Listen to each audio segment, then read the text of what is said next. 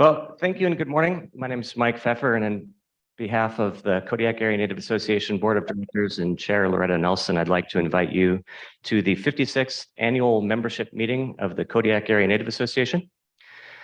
To start today, I'd like to ask Ms. Mita Carlson and Lucas Ross to come to the front here and light the lamp.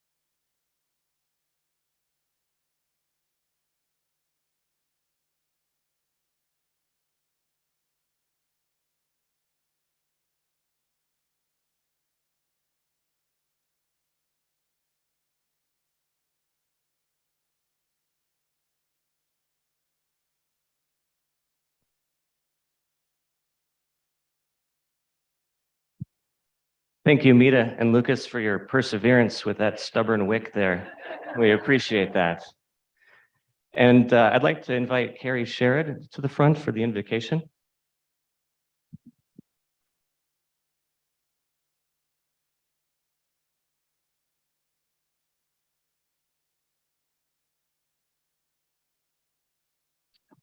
Thank you. Chimai, I'd like to welcome you to Kodiak Area Native Association's 56th annual meeting. My name is Kokoriko Unjuk, little flower given to me by Susie Malutin and the late Dennis Kanagan. My parents are Abner and Marilyn Nelson, and my grandparents are the late Abner and Betty Nelson Sr. and the late Donna and Norman Urson Sr. I grew up in Port Lions. A memory I always had was my dad would never say goodbye to me. I used to get so frustrated because I didn't know when our conversation was over or if I could leave. I asked him one time and I never really got a straight answer. When I became an Alutiiq language learner, I learned that there is no word for goodbye. The closest thing to it is Dangshigumkin. I'll see you later.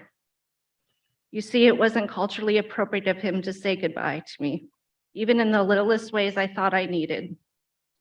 I look around this room and I can't help but see those who are not with us and acknowledge their importance on our community and their family.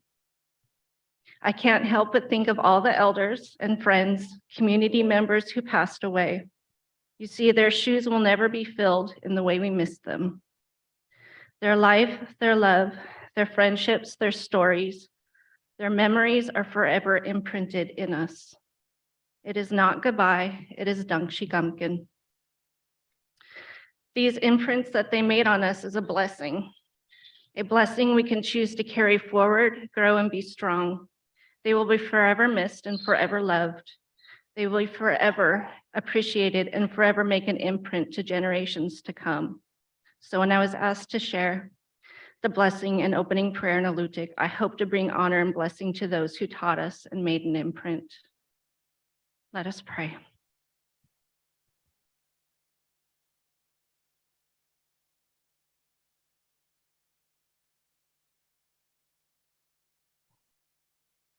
Wanguda adach pepamani achkak. Tangech dugat han. Agayuin tesku puk jijin puk jiguk. Nunami chestun pamani. Menach gut wanguda achanak pak lebamag chali prastiki krihabit. Chestun wanguda prastiabit tomata suhet. Chali ahot nilskut asil nukman. Anich dugut asil numak. Chaget tomata pigaten chali tuknik duten. Chali tungek duten. Adha adam chali awaguda. Chali tungishkak anach naha. Imout to mount equinani, Amen.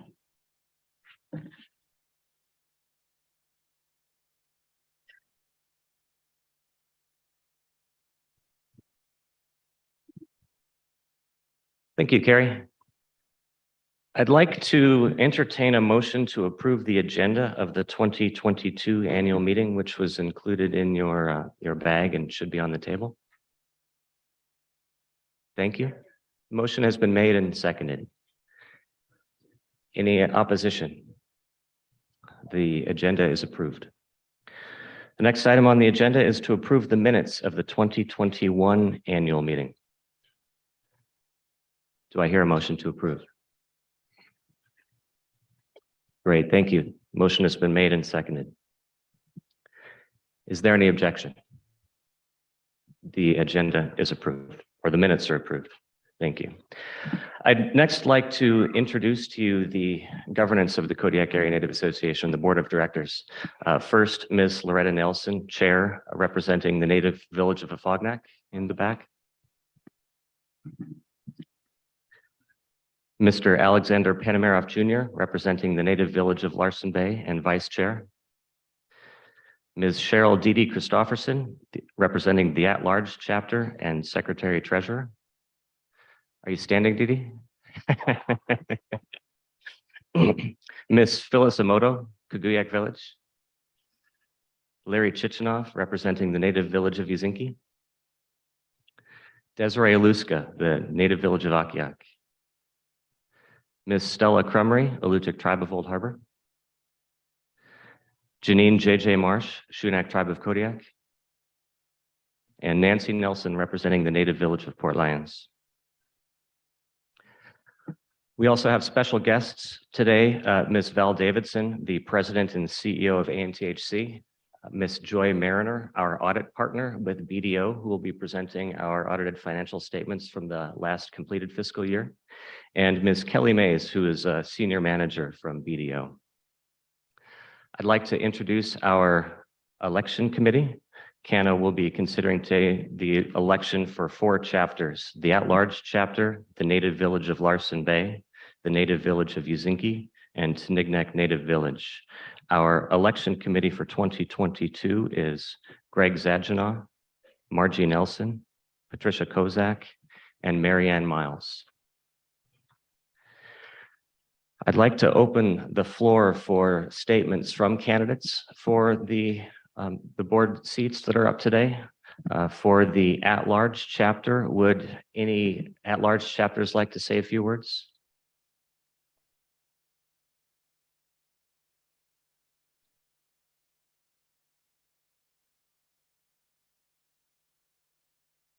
Oh, good. I don't have to go to the podium and, well, I don't know if that's good. I could be hiding behind the podium.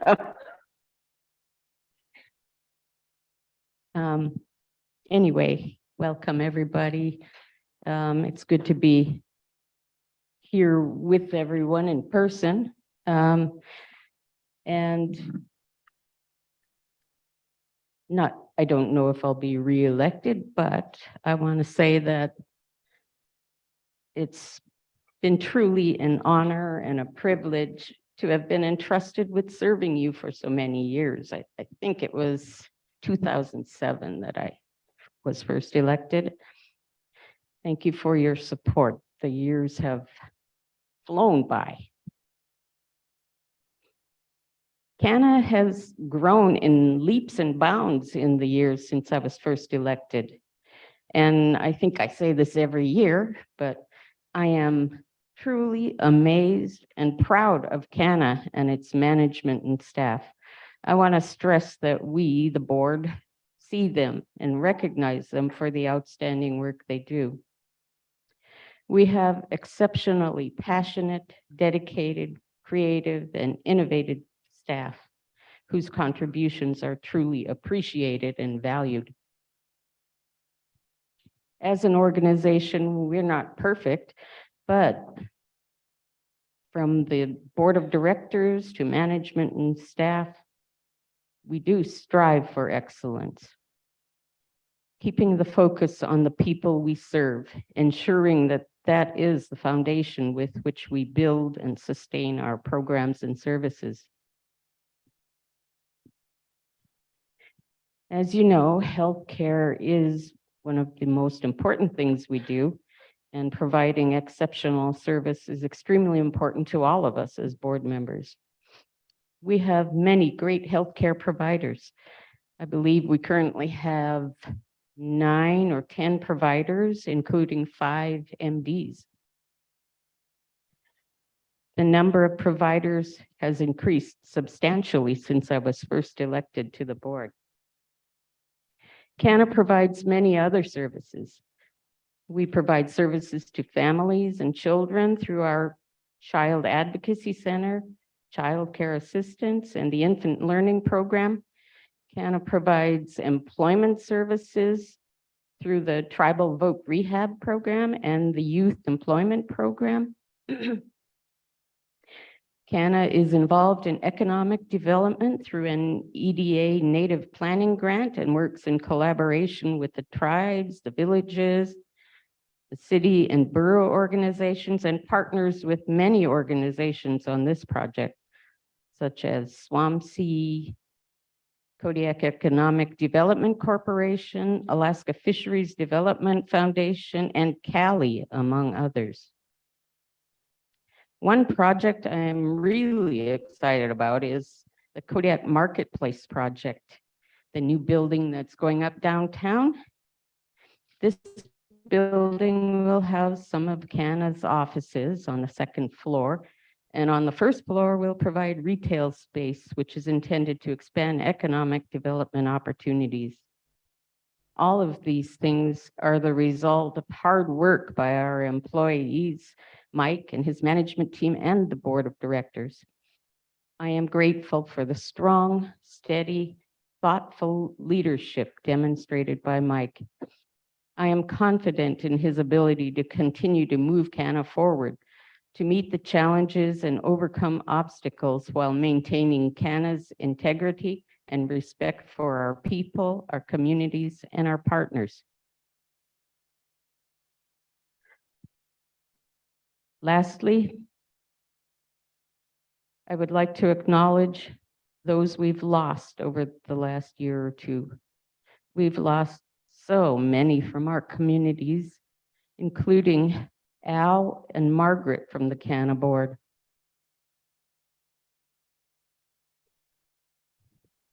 The losses have been so very profound, so impactful. At times, the heaviness in my heart has felt unbearable. And I know that too many of you are familiar with that feeling. Our people are strong and resilient, especially if we support one another. Let us honor the memories of the loved ones we have lost by doing what each of us can to improve the lives of those in your family, in your community, in some way. Even if it's just being there for someone who is struggling with grief or doing something to help an elder, hug your loved ones a little tighter and be kind to one another. Thank you.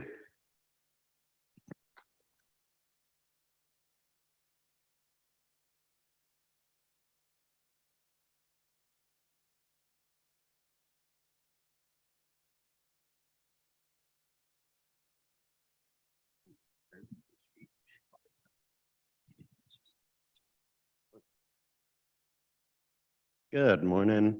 My name's James Alpayak, and I'm lifelong Kodiak, born in Kodiak, raised in Larson Bay, Carluck. Been a commercial fisherman all my life, but my grandparents, and owned our own commercial fishing boat since '99, and still have it today. I believe teamwork gets a lot done, and working hand in hand with whoever you're working with. I didn't really prepare a speech or anything, didn't know exactly what was happening today. kind of thought I was going to get wood, but here I am. Anyway, I'm running for the Kodiak or KANA board. I got new ideas and hopefully I just put my name in the hat. Oh, that was a little bit about myself. Thank you very much. Have a good morning.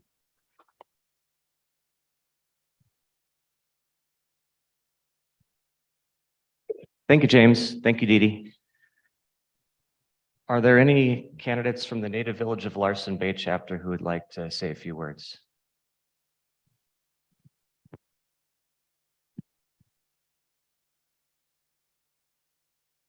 Good morning. Yeah, my name is Alex Panamaroff Jr. I represent the Native Village of Larson Bay. And I've been, excuse me, I've been on the KANA board for quite some time. And I observed what's been going on when we first started, and it was pretty tough. We had no place, no buildings, no land, no nothing. We started with on leasing buildings to have our meetings. But then again, we started looking for,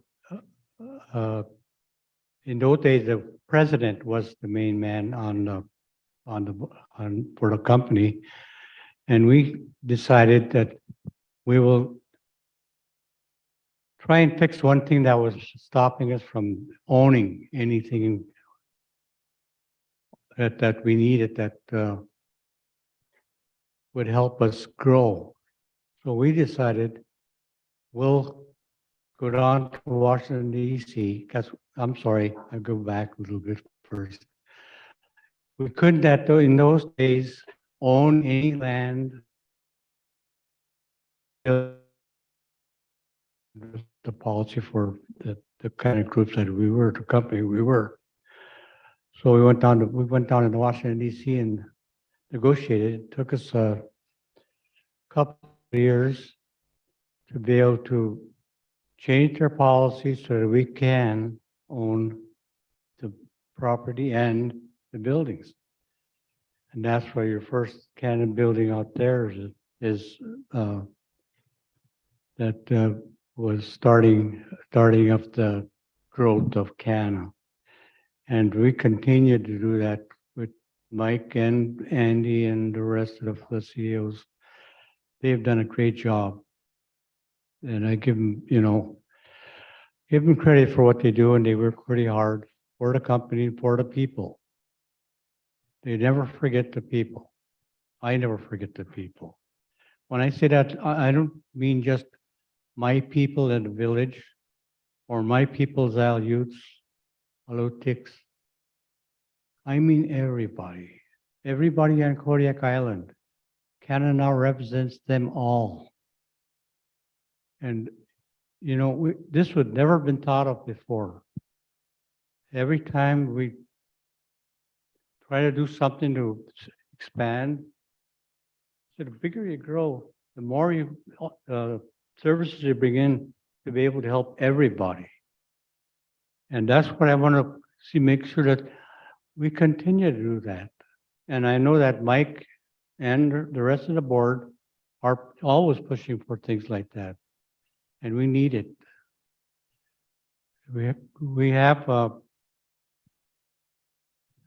be vigilant on some things. We need to make sure that we keep a good board that's to be working for the people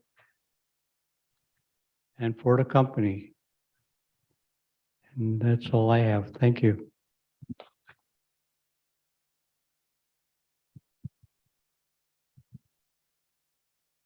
Thank you, Alex. Are there any other candidates from Native Village of Larson Bay who'd like to say a few words?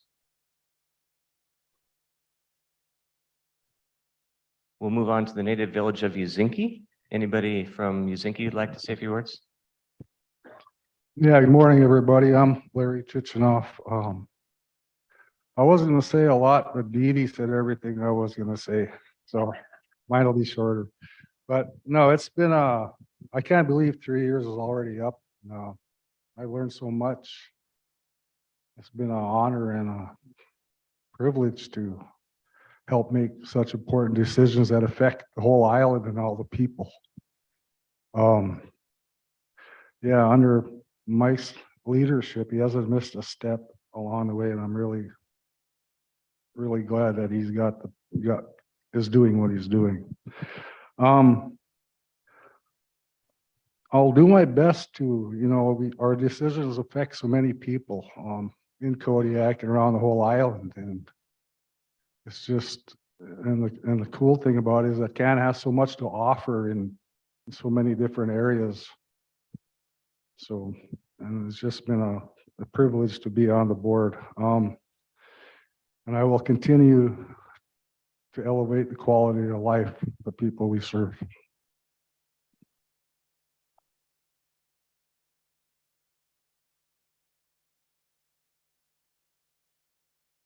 Thank you, Larry. Any other candidates from Muzinki? To Nignac Native Village, any candidates who'd like to say a few words?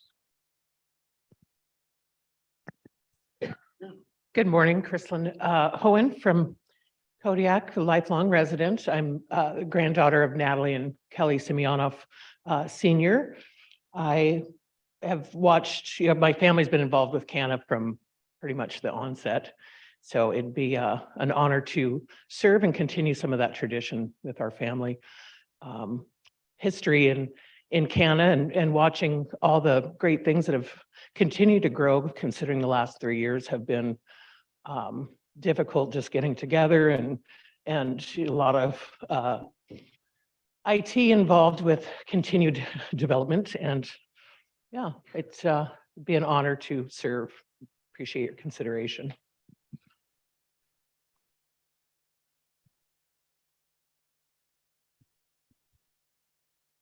Thank you, Chrislyn. And I'd like to announce that the polls will be closing in 15 minutes.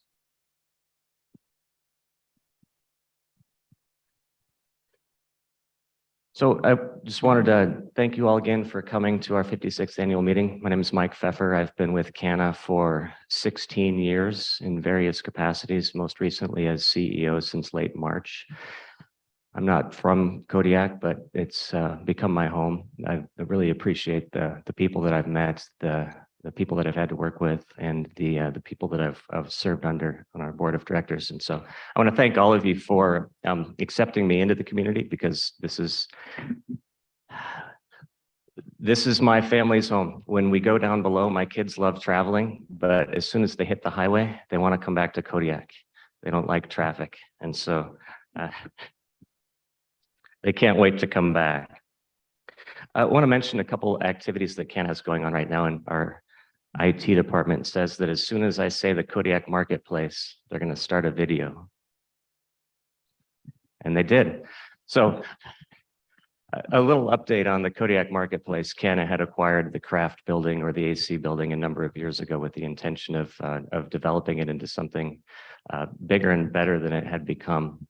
So we are on track to occupy that facility in May of 2023. It will be a 2-story structure, 60,000 square feet. 40,000 on the first floor will be available for retail and community support space. And the 20,000 square foot second floor will be home to KANA offices and large meeting spaces. And my favorite part about this video is watching the boats go up and down in the harbor as the tide rises and falls.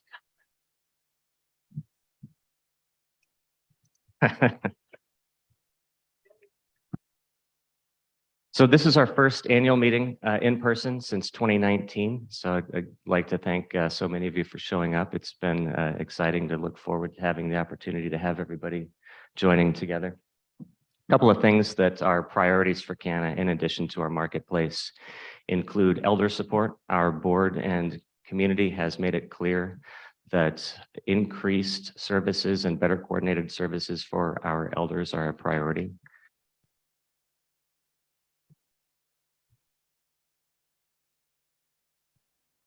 We completed an elder needs assessment last year, and I'm pleased to announce that we just hired within the last month an elder services director who will be tasked with ensuring that KANA is doing more and better to support our elders. And so thank you for your patience and thank you for your direction as we prioritize elder services.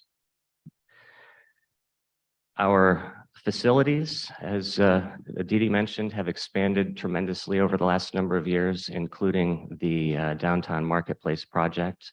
We, in collaboration with the Indian Health Service, will be adding a wellness facility or a therapy clinic, a physical therapy clinic here within the next few years. We're beginning our master planning process for that.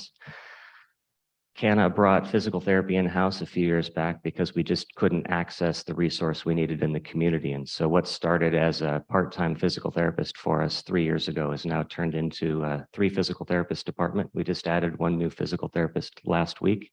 So we're excited about expanding that service to our people and to expanding our facility infrastructure to support that service delivery. I know that our staffing levels are a challenge. Staffing in the villages and our village clinics is a real difficult problem for us and want to acknowledge that. I appreciate the patience of our communities. When we worked our way through the pandemic, the first areas of tax appeared in our clinics and our ability to recruit and retain medical staff. And so we're really happy for the people that we have working in our clinics. Our number 1 goal is to have community members living in the communities, working in the clinics. In the interim, we've developed a staffing model that relies on nurse practitioners and physician assistants to staff those clinics. But again, our goal is to develop a depth of qualified healthcare providers so that the quality of care available in our village clinics is equal to the quality of care available anywhere. And I think that we're on the track. I think we have some really good providers that we have working for us. And as we are able to add additional staff to support our villages, I think and I hope that you'll be pleased with our progress. I'd like to share Arctic Care 2022, if any of you are familiar with that pretty significant project that we host fairly regularly. It's a collaboration between KANA and the Department of Defense to bring healthcare providers to our community. And when I say to our community, I mean Kodiak and all of our outlying villages. And so this year, Arctic Care provided thousands of procedures in each of our communities, free healthcare to anybody who presented, including your pets. The most popular service, I think, is veterinary care, or amongst the top of the service lines. We're happy to bring Arctic Care back to Kodiak and our villages in 2024. We won't be doing it in 2023. There's a bit of a lag process. The planning for the event takes, I'm looking at Nicole Pruitt, who is our in-house lead, but it's an 18-month process at least. So we'll be looking forward to helping bring Arctic Care back to Kodiak in 2024.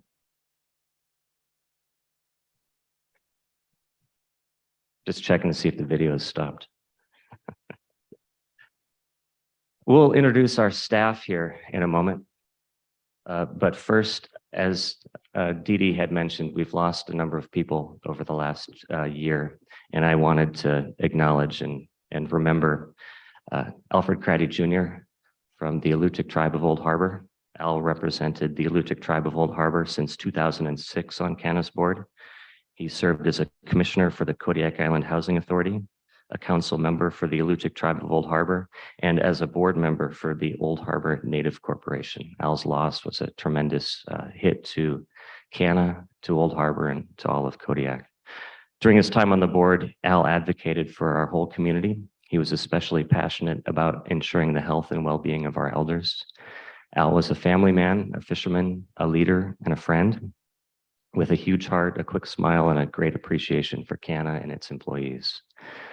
He was quick to share his support for the work and contributions of KANA staff. And as a KANA staff member, Al was one of the first people that I met when I joined the organization. And he was quick to take me under his wing and offer his support and guidance. And I really appreciated that. We remember him for his leadership, his commitment to his family, and his sense of humor. Also, this past year, we lost Miss Margaret Roberts. Margaret was a friend and KANA board member for a number of years. She served for 20 total years on the KANA board over a couple of different periods. She also was a commissioner for the Kodiak Island Housing Authority, the chair of the KANA Health Services Advisory Committee meeting, and she founded the Kodiak Alutiiq Dancers and served the people of Kodiak on countless other boards and committees. I remember Margaret for her ringtone, her Janis Joplin ringtone and her Mercedes, and her willingness to laugh at my jokes even when they weren't funny. And so her kind heart and her quick wit are sorely missed, but well remembered. I'd also like to remember Gary Carlson. Gary was a great friend and coworker, and Gary did everything for KANA, from answering the phones to delivering mail to fixing our equipment to picking the locks of our file cabinets when people lost their keys, to telling me what the weather was going to be like and reminding me how long I needed to cook crab because I could never seem to remember. And yeah, he was the first person that I met, and he was always walking around helping people out with a smile on his face. And he really embodied the culture and the values that KANA is here to represent. And so I'd just like to take a moment to remember those three.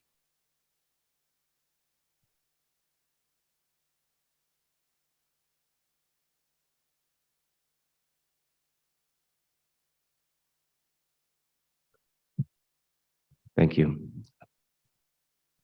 How about a few prize drawings? Looks like that's next on the agenda.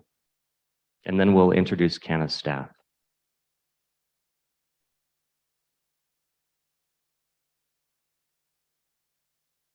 Looks like our prize drawer left. Okay.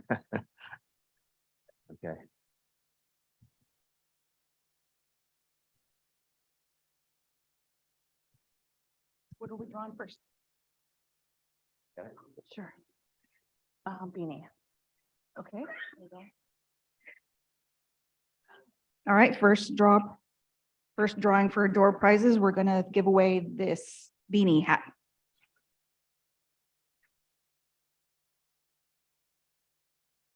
Jolina Panamarioff.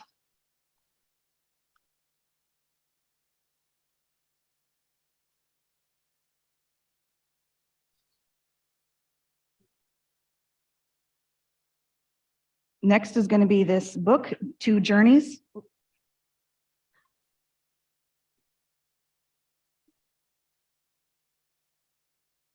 Cynthia Parker.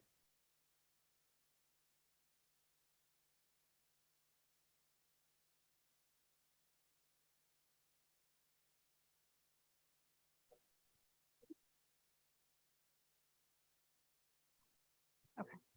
Next. Those fell down. Next is going to be a book by Alicia Drabeck.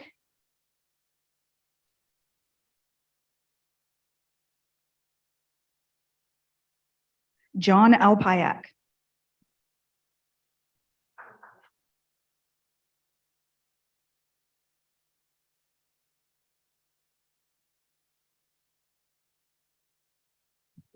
Next is going to be a KANA hat.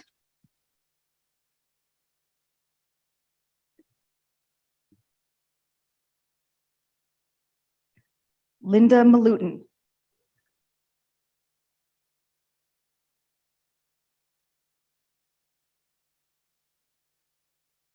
And another hat. Howard Peterson.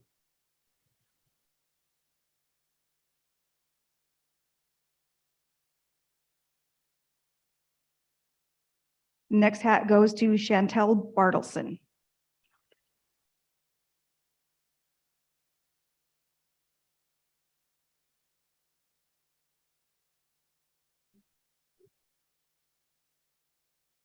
Next hat, Axel Nelson.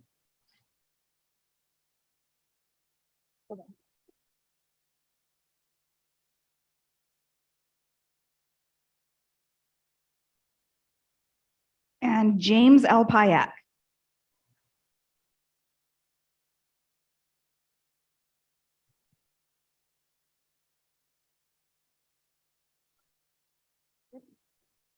Okay, that's it for this round.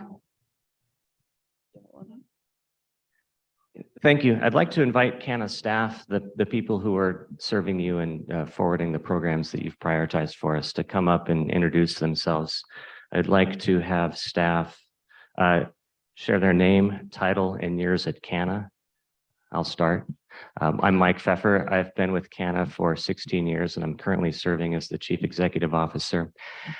But what I wanted to mention about our staff before they come up here is the scope of services that they provide, and it really was apparent to me a couple of weekends back when I was driving down the road past some people who were jogging, and I should have been jogging too, but I wasn't. But it was a suicide awareness run organized by our prevention staff. And then I drove by our Mill Bay Health Center where we were providing healthcare services to the people of Kodiak. And later on that afternoon, I dropped off an old television where our folks were hosting an appliance collection event. And so between our environmental programs, our economic development programs, our public safety, health, and wellness activities, KANA really does a lot for the community. And it's sometimes hard to remember because we're doing so much, but it's because of the direction of you and the things that you've asked us to do that KANA does offer such a broad range of services. And I think they do a really good job. So I'll invite one of our folks up to start. Who's brave enough to do that?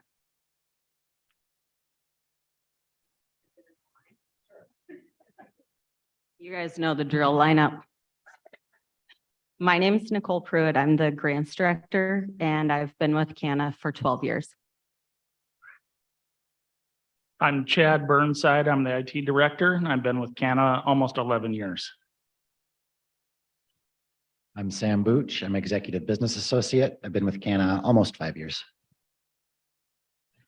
Shmai, I'm Jen Caskey. I'm the Executive Administrative Assistant, and I've been with KANA for 4.5 years. Thank you for coming. I'm Wesley Martin. I'm the facilities foreman, and I've been with KANA for 6 years.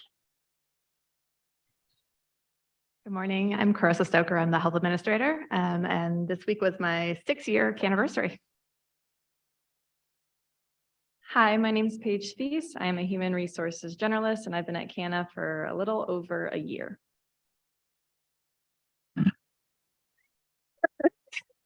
Hello, my name is Star Martinez. I'm the front desk receptionist, and I've been with KANA for over a year. Hi, my name is Colby Perez. I'm a mental health clinician, and this month I'll be here for a year. Hello, I'm Madeline Egdorf. I'm a human resources assistant, and I've been there almost 2 years. Good morning. I'm Ashley Frost. I've been here for just about 5 years, and I'm the laboratory director. Good morning. I'm Brent Gard, behavioral health aide from Larson Bay. Been with KANA for 5 years, just over 5 years. Good morning. I'm Michelle McClure. I'm the Quality Improvement Director. I've been with KANA a little over 4 years. Hello, my name is Rhonda Higgs, and I've been with KANA a couple years, and I work in the laboratory. I'm a medical technologist and a technical consultant. Morning, my name is Melissa Cook. I've been with KANA for 4.5 years. I'm the interim nursing director. Hi, good morning. I'm David from Madrid. I've been working with KANA for almost 5 years. I'm the office facilities specialist. Thank you. My name is Rachel German. I'm the physical therapy director, and I've been with KANA for about 1.5 years. Hi, my name is Derek Magnuson. I'm a HR generalist, and I've been with KANA for about 1.5 years also. My name is Melinda Cortez. I work in the Human Resources Department as a credentialing specialist, and I've been with KANA 1 year this month. I'm Pam Helms.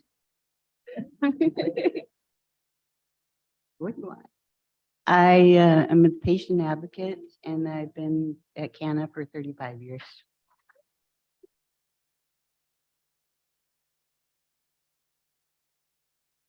Hi, I'm Cindy Molinek, currently one of the nurses, been in different positions, but been in KANA for 25+ years.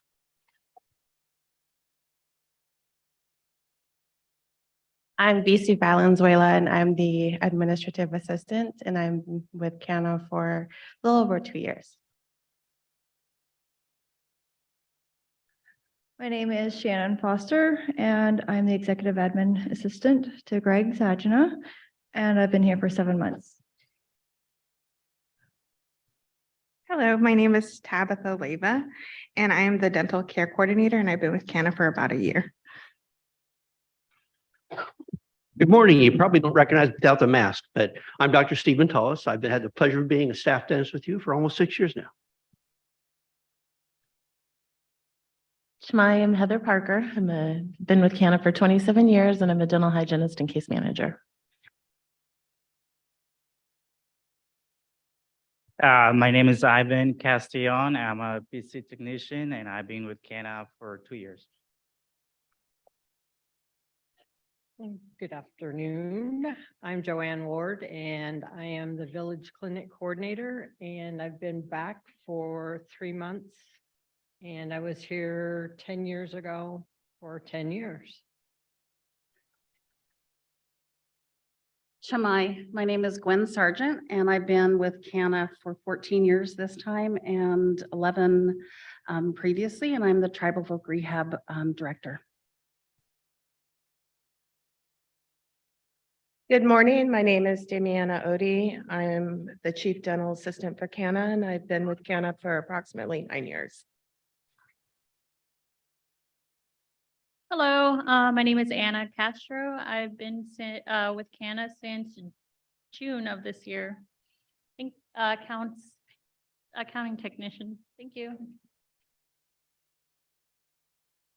Hello, I'm Tatiana Charliega. I'm a front desk specialist and I've been here a month. My name is Wally Miller and I'm the Prevention Grants Coordinator and I have been at KANA for a little over 2 years. Hello, I'm Cassie Keplinger.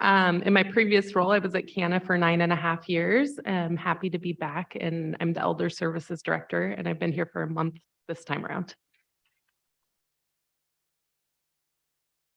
My name is David McElwain. I'm the VPSO in Fort Lyons and I've been there a little over a year.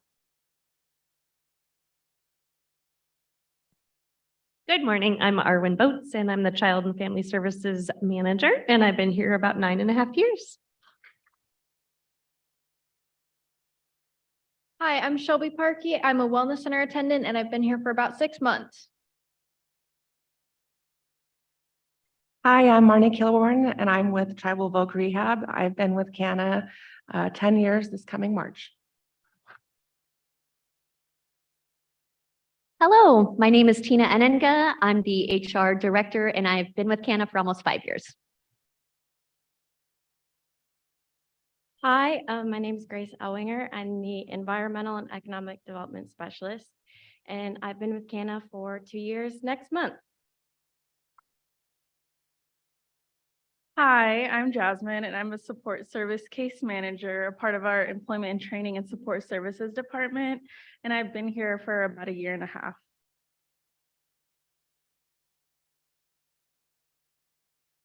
Shamaya.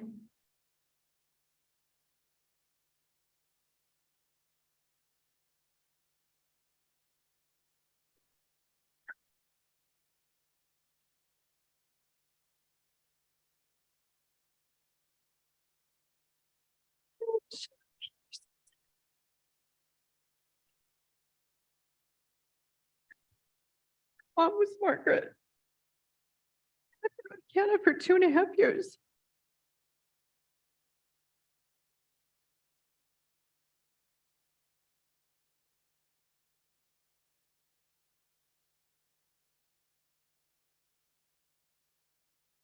My name is Andy Wall. I am the Environmental Coordinator at KANA and I've been here for 3.5 years.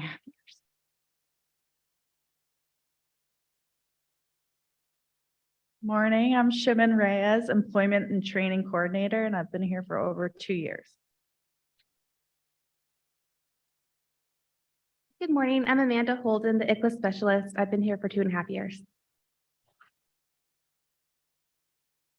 Hi, my name is Juvie Small. I'm a billing specialist and I've been with KANA for a little bit over 4.5 years. Thank you. Good morning, everybody. My name is Rosaline Green. I am with the Insurance and Billing Specialist, and I've been with KANA 2 years next month. Thank you. Hi, my name is Darlene, and I work for medical records, and I've been with KANA for almost 2 years.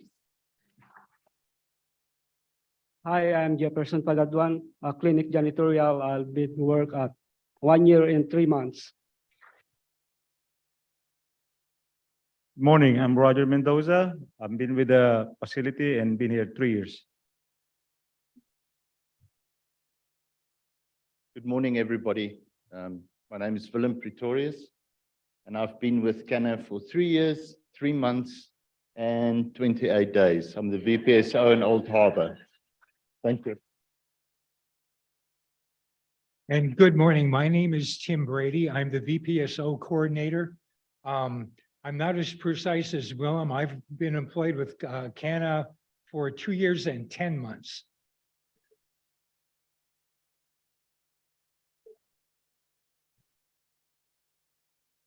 I'm Joseph Delgado. I'm in the prevention department. I've been here for 90 days, hopefully longer.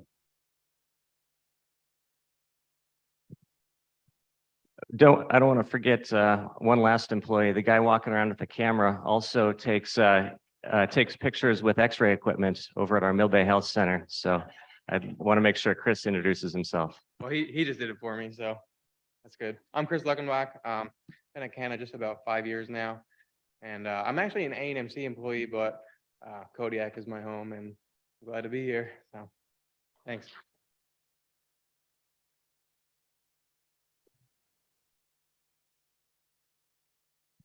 Chris's checks might say ANTHC, but we consider him one of our own. So thanks, Chris.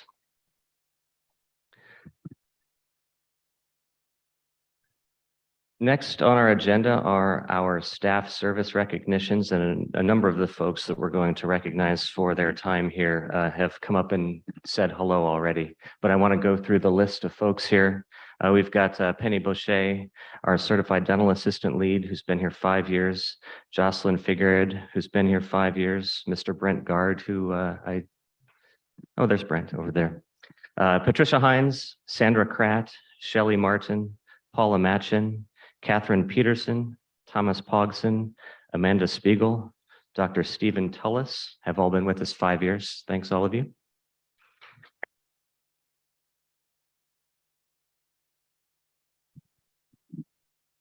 "10 years with us, Margie Helms and Joanna McFarland.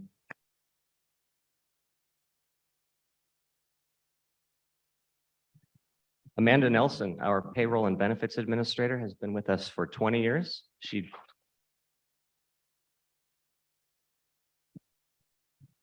Everybody likes the person who gives you their paycheck.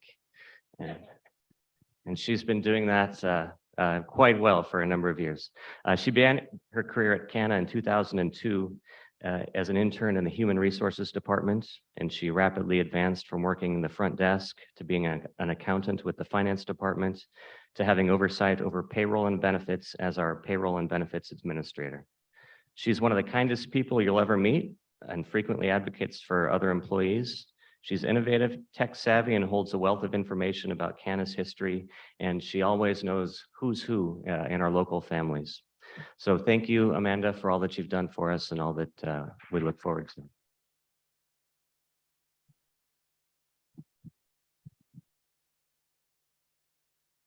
Next.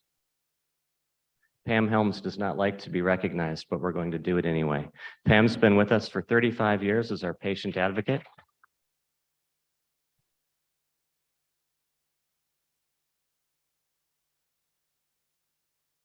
She's one of our longest tenured employees, and she currently serves as our Kodiak-based patient advocate.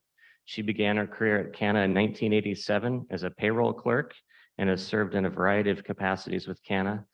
Most currently, though, as our patient advocate, because nobody understands how things work at KANA better than Pam, and nobody wants our patients to be better cared for than Pam. So thanks again, Pam.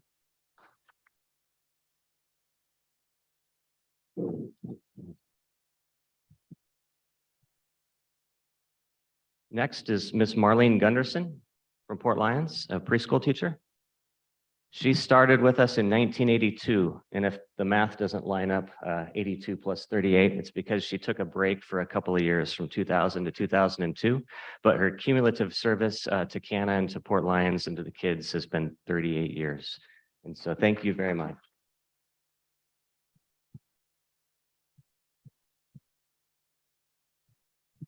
I'd like to recognize a few staff members now also who were identified by their peers at KANA as demonstrating the core values that KANA has been tasked to represent and how we approach our jobs. And those core values are courtesy, sharing.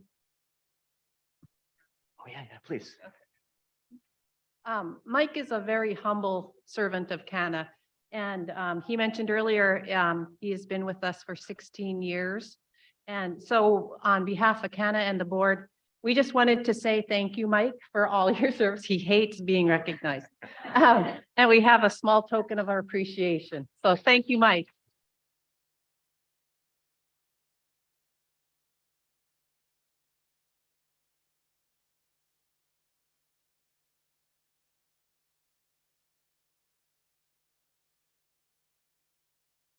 I can always trust Loretta to say something that's true and accurate, and she's right. I don't like to be recognized, but thank you very much. I appreciate the support of KANA, of the board, and of our community members. It's really been a great place to work, and I have been here for a long time because I really appreciate the people that I work with and the people that I serve. So thank you.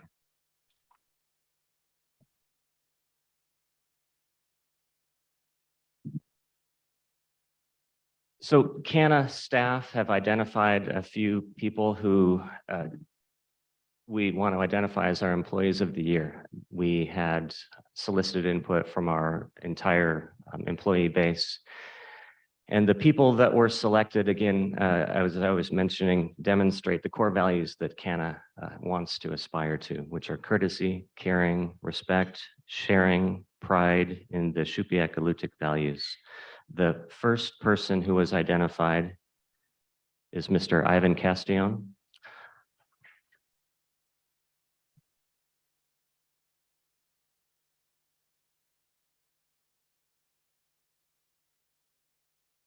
Ivan's been with us since August 2020, and he's the guy who makes sure that our computers work, that our phones ring, and that the doors unlock, and he does a great job. And his professionalism, positive demeanor, and good-natured attitude and willingness to help really set the tone. And I don't say that lightly, but Ivan really stands out in a position where you don't want people to stand out, because if the IT folks are standing out, that means your phone's not ringing and your computer's not working.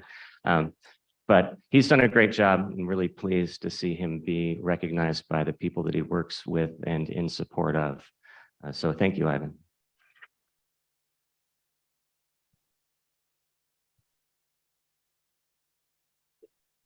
The next two people I'd like to identify are Mr. David McElwain and Willem Pretorius.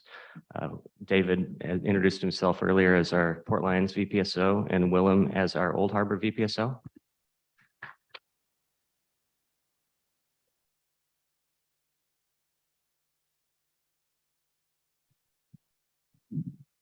These guys are real heroes. Those of you who live in the village know how demanding it is to be a village public safety officer and how much is required and the challenging situations that you encounter on a daily basis. And these two have stood out amongst a group of people who regularly go above and beyond. I can't say enough about the difficult year they've had in particular, but that the way they've tackled challenges that came in front of them, they always maintained a professional demeanor, a helpful attitude, and represented KANA and our communities as well as anybody could. And again, when I say these folks are heroes, they really are. They respond to life-threatening events. They respond to tragic healthcare events. They respond whenever there's a problem, and they do a great job. So I want to thank the two of you.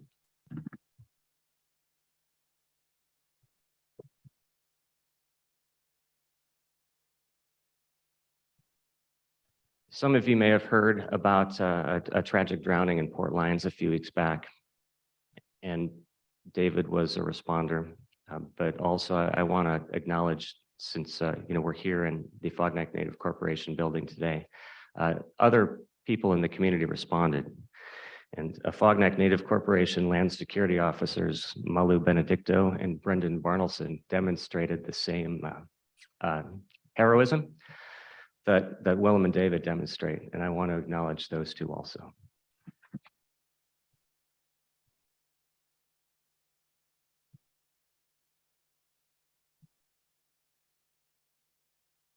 With that, I'd like to introduce our good friend, Ms. Val Davidson, the President and Chief Executive Officer of the Alaska Native Tribal Health Consortium. Is Val standing by?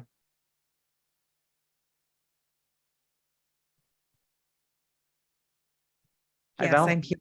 Good morning. Can you hear me okay?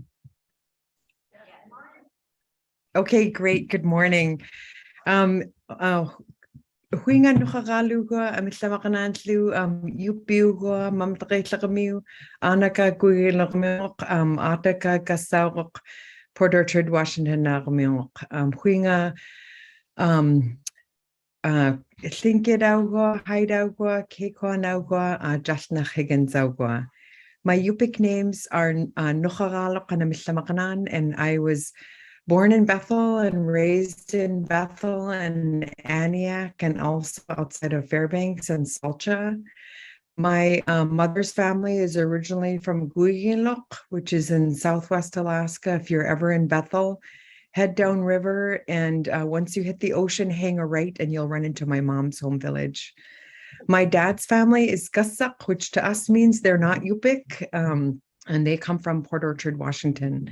And it was also adopted by the Jackson family in Southeast Alaska. They're both Tlingit and Haida, and I was given the Haida name Jasna Higgins. And I try to get away with not telling people what that means, but I get in trouble if I don't. So apparently that name in Haida means noisy lady. And I tell myself I'm not really that loud of a person, but maybe it's just because I have a really good, loud Alaska Native woman's laugh. It's the kind you can hear all the way down the beach and all the way at the edge of the village where the boardwalk meets the tundra. And so that's a little bit about who I am. I have served as president CEO of ANTHC since December of this past year. Previously served as in an interim role for the few months prior to that. And so one of the things, and I started my career, many of you may not know this about me, is I started my career at the Yukon-Kuskokwim Health Corporation, where I worked for 9 years, and definitely understand the challenges of providing healthcare in a rural community. But it's really the people that we serve, which is why we do this work. It's hard work, but it's also heart work. Before I start, I know I only have a few minutes, but I did want to honor those who have passed. I know, appreciate the comment and the respect shown to the passing of Al and Gary. But I also, if I may, take a minute to acknowledge Margaret Roberts, who I've known since I was a girl, since a young lady. And always had a kind word to say, held us accountable, but also always had a kind word to say. And I really wanted to extend my appreciation to Mike Pfeffer for reaching out to let me know of her passing. Those kinds of transitions are hard. We've also had many losses throughout the state, including in the region that I'm from, in the Bethel area, had several family members pass this summer. And, we all know it's a reminder of why we do this work and why it's so important. So I also wanted to thank you for the invitation to be able to participate in your annual meeting. And I'm so sorry I can't be there in person. I want you to know that if I was, I would just be hugging everybody up I try to ask first, but sometimes I get so excited to see people I haven't seen in a long time that I don't remember to ask. So to all of you non-huggers out there, my apologies. I'll try to keep better track. I wanted to acknowledge a couple of people. One, I wanted to acknowledge Loretta Nelson for her service on the ANTHC board, and also Margie, who is Loretta's alternate on our board. It has been, as you can imagine, a really, really busy last year, and it has required extra time for all of the board members and alternates, and I just wanted to thank them for their service. So I wanted to let you know about some staffing changes that are happening at ANTHC, and let you know that Bob Onder's last day as administrator of ANMC was yesterday. He tendered his resignation. The good news is he's not going to be gone right away. He is actually going to help with transition in my office, in the office of the president and CEO, to help with some specific projects and help with some negotiations that we have going on through November 11. And I know that I would have actually had him with me here today, but he and Megan are finally off on their honeymoon to Iceland. So I was not able to join us. And so at the board meeting this week, the board members went around the table and expressed their appreciation to Bob for his incredible years of service, stepping into the role of administrator during probably what was our most challenging time in healthcare, and quite frankly, also at ANTHC. So Alan Vierling will be serving as the acting ANMC administrator until we can advertise for that position. Alan has been serving as ANMC COO as a key member of the ANMC leadership team for the last 4 months. And he brings an incredible healthcare leadership experience to ANTHC, and really appreciate his willingness to step into that role. He's actually a nurse by training, and began his career on the floor as a nurse and moved up through organizations and has a doctorate in nursing. Has done a couple of turnarounds in hospitals in the lower 48, or what my mom still calls the United States of America, including in Houston, and has really helped them, those other hospitals in his prior service, really change the relationship with nursing. We have a lot of traveler nurses right now, like everyone in the country. And we know that moving to direct hire is going to help us with a host of things, including continuity of care, because we want to make sure that we have good, dedicated employees who want to stay for the long term. Alan's cell phone number, if you ever need to reach him, if you ever have any concerns about anything at ANTHC, at patient care at ANMC, Alan's cell phone number is 740-319-4177. And again, it's 740-319-4177. And his email is avierling, AVIERLING @anthc.org. Again, that's AVIERLING @anthc.org. And I know today he is walking the floors at ANMC to make sure that that our patients are getting the care that we know that our family members deserve. A couple of other staffing changes I wanted to make sure you're aware of. Tiffany Zolkowski, who you may know as Representative Zolkowski, has decided to step down from the legislature. She will be finishing out her term, and she will actually be joining ANTHC as the Chief Communications and External Affairs Officer on December 10th. And Tiffany will supervise both the communications, marketing, and PR department, as well as the intergovernmental affairs team. So we're really excited about that, about Tiffany joining our team. Other staffing changes, Jackie Schaefer, Tiffany is Yupik from the Bethel area. Jackie Schaefer has been at ANTHC for a few years, and she is back from Kotzebue, and she will start next week as the Director of Climate Initiatives. We have at ANTHC really stepped into the climate change space, looking at its impact on food security, on behavioral health, on pretty much every aspect of our lives, including the impacts and the challenges it has on our facilities as we build that infrastructure throughout Alaska. And so she's going to be coordinating our climate change initiatives. Another change, Weather Potovan, who's grew up in Juneau, but her family is actually at the Baskin from the interior, started as Senior Director of Community Health Services in the middle of September. So we're really excited that these folks have agreed to step up to be able to assume those leadership roles at ANTHC. And I know that a big part, we're really excited that now that the world is starting to open up, they're looking forward to being able to travel out to the communities to do the real work. A couple of other things really quickly. The board also at our board meeting this week, also known as yesterday and the day before, we also had board committee meetings earlier in the week. The board just approved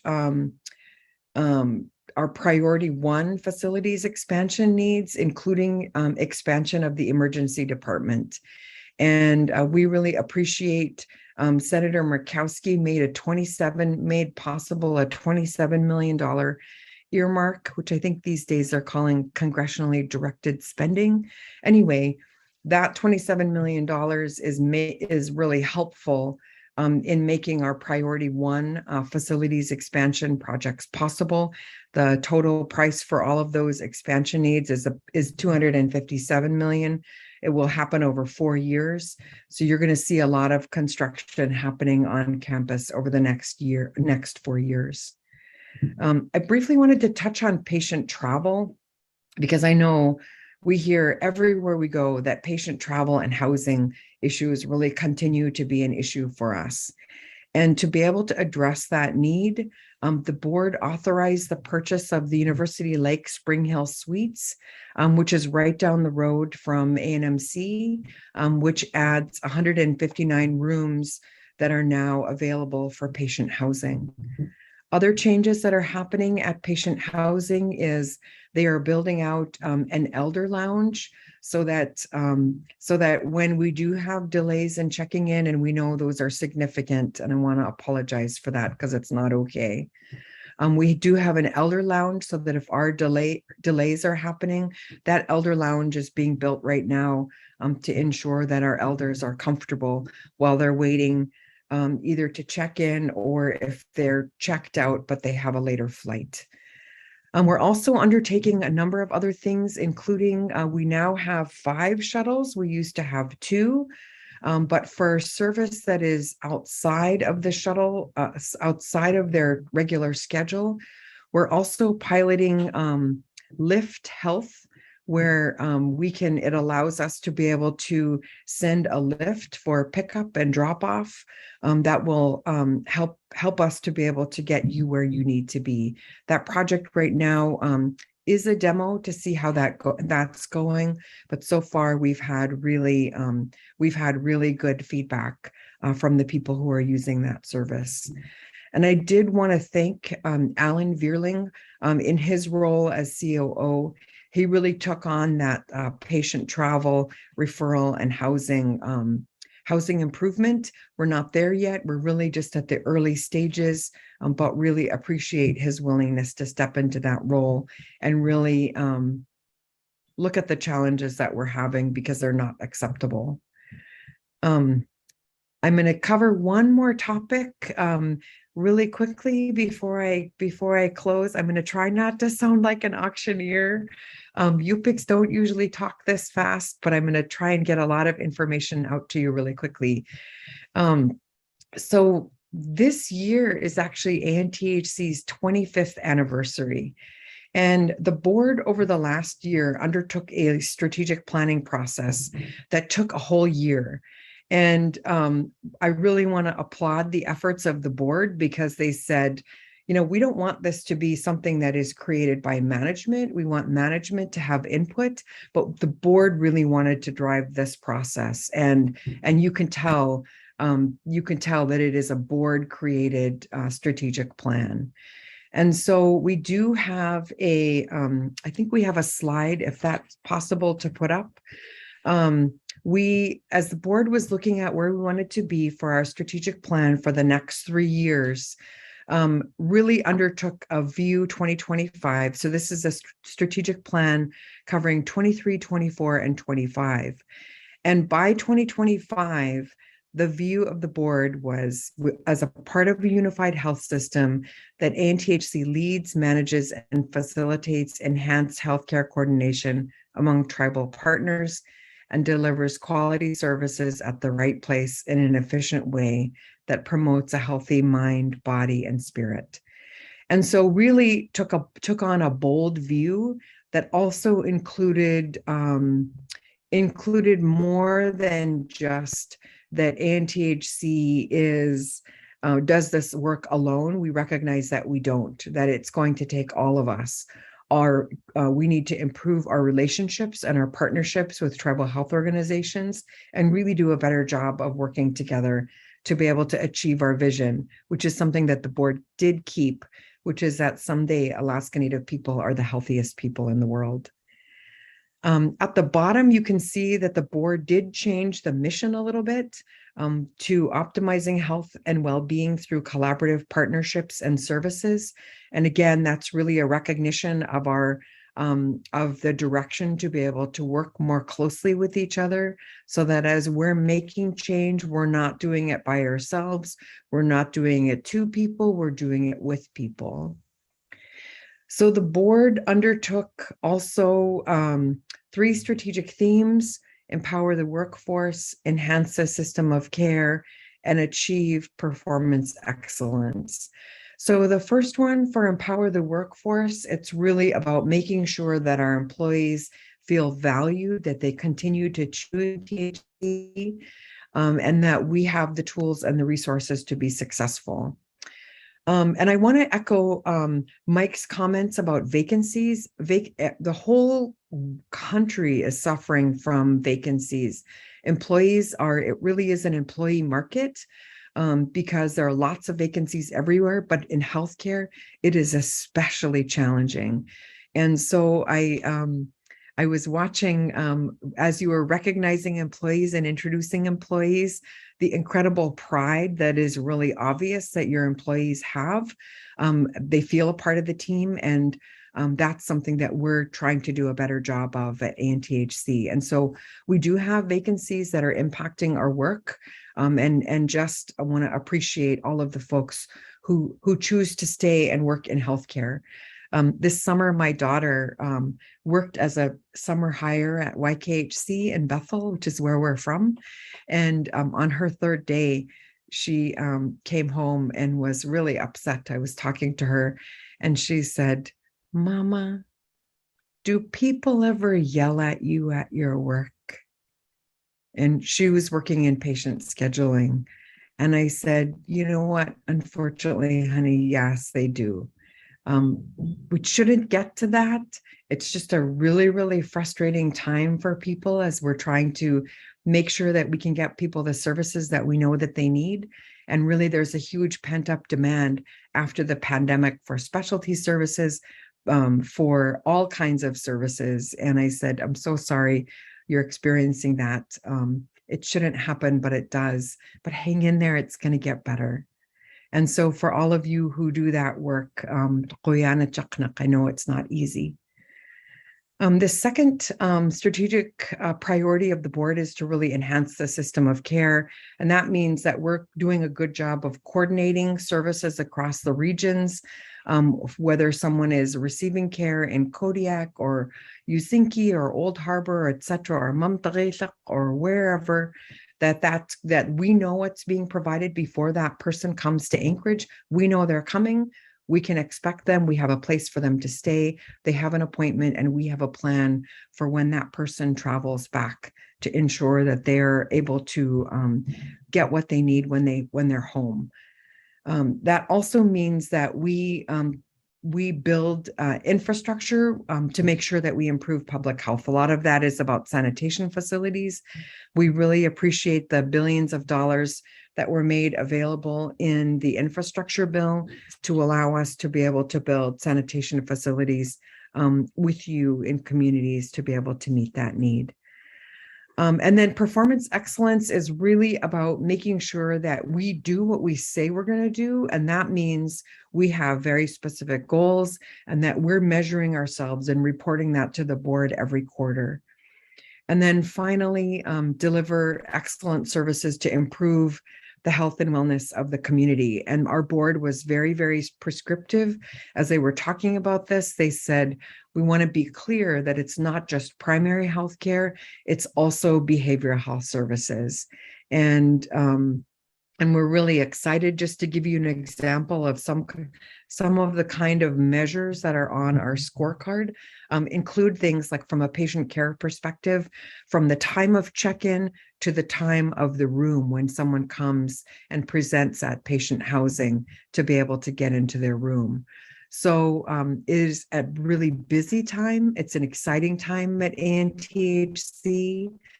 And I did want you to know I've provided my cell phone number before, but I'm going to do that again. We definitely we're making improvement, but we also know that sometimes we just don't hit the mark.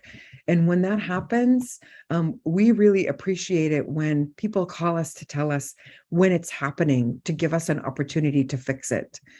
Because sometimes you may be experiencing, or maybe a family member may be having a problem that once we know about it, we discover that there are others who are having that same problem as well. And it gives us a chance to be able to fix it for everyone.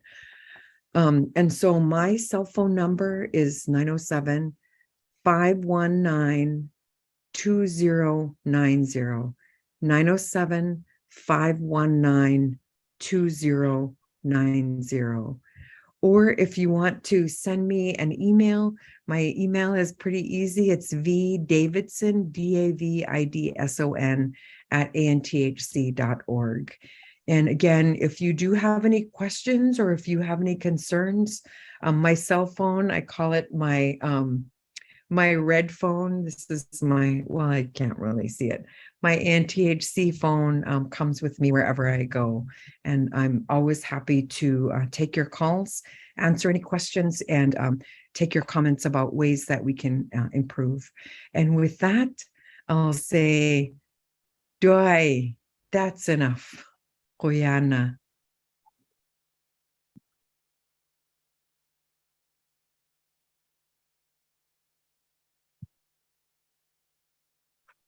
Thank you, Val. And we can't stress enough how important our relationship is with ANTHC. ANTHC serves as the backbone for the tribal health system in Alaska. And as Val mentioned, the healthcare provision, infrastructure development, sanitation, ANTHC really does it all. And I appreciate Val's comments about wanting to get your feedback to do better. And I can assure you that having worked with ANTHC for a number of years, she means that. And ANTHC is an organization that's intended to improve, and they're a great partner. So thank you, Val. Thanks for taking time today, and look forward to having you hug us at some later time. Gloriana.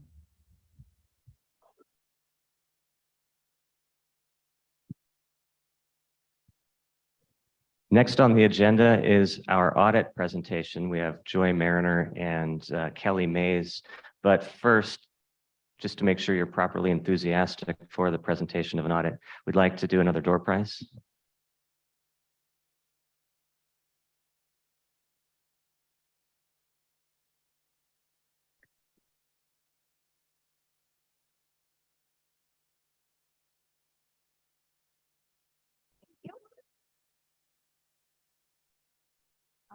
So the beaded cuff bracelet.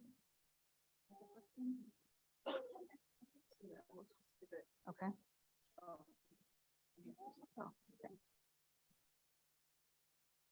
The first door prize in this round is going to be the beaded cuff bracelet.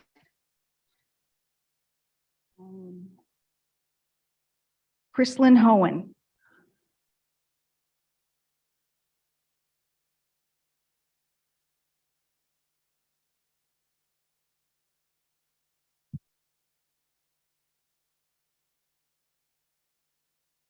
Next is going to be these fur roses.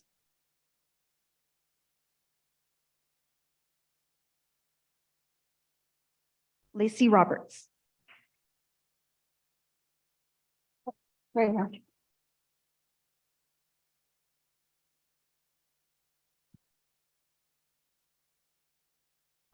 Some earrings made by Gwen Sargent. Marilyn Skonberg.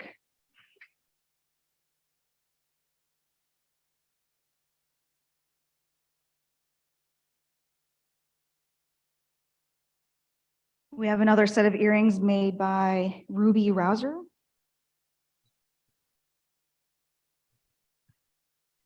Kathy Druckery.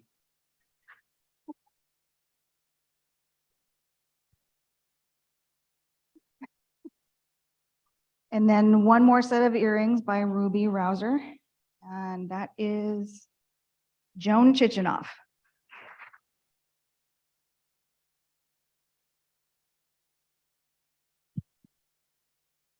Thank you. So we'll put Joy Mariner up on screen, and we'll ask Kelly Mays, if you wouldn't mind, Kelly, to stand up so everybody can see you for a second. They're both with BDO, our audit firm. Thank you, Kelly, and Joy, we'll turn it over to you. Great. Can everyone hear me okay?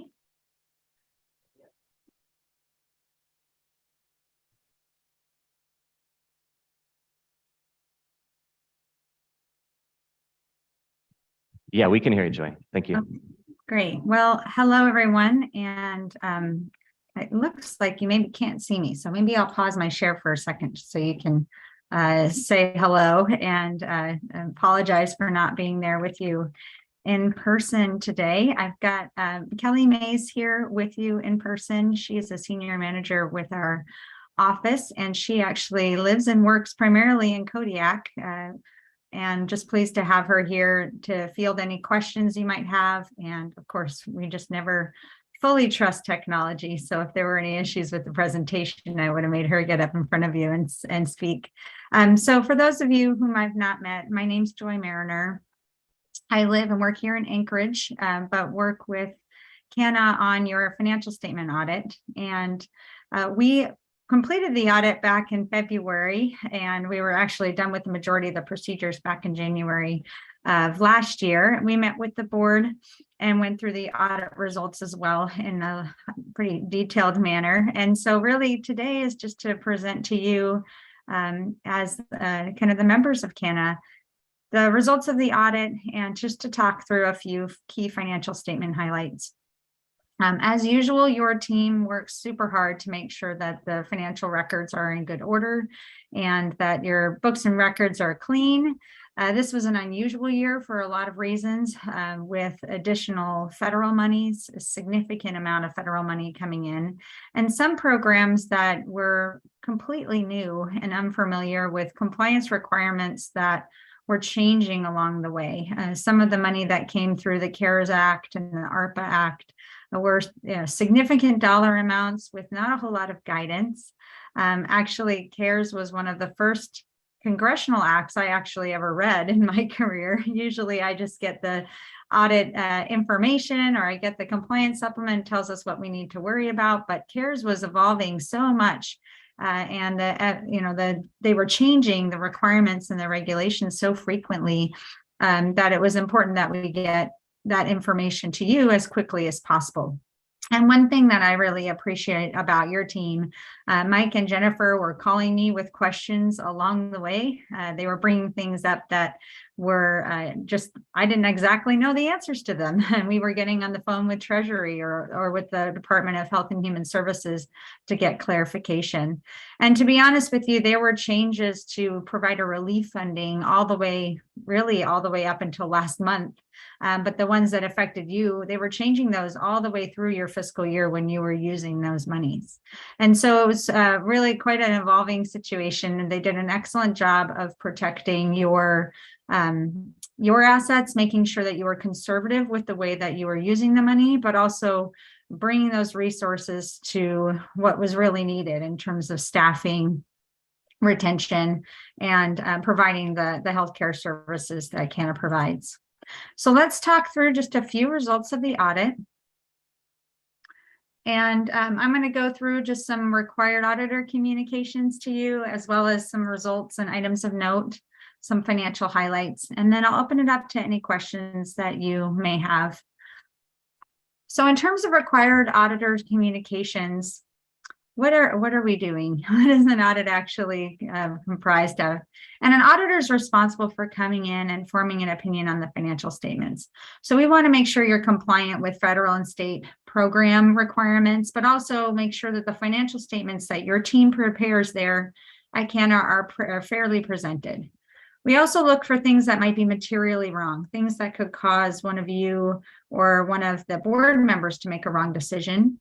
And then also look at the internal controls. What are the key controls in place, the checks and balances that make sure that the books and records are presented fairly? So for example, somebody can't have access to the check stock and write themselves a check, that you would want to have only payments made to approved vendors, that employees are being paid for the work that they perform at the right rate at the right time.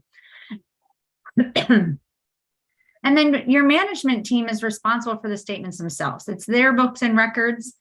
They prepare the information. They also design those internal controls. And a lot of those changed this year with new programs.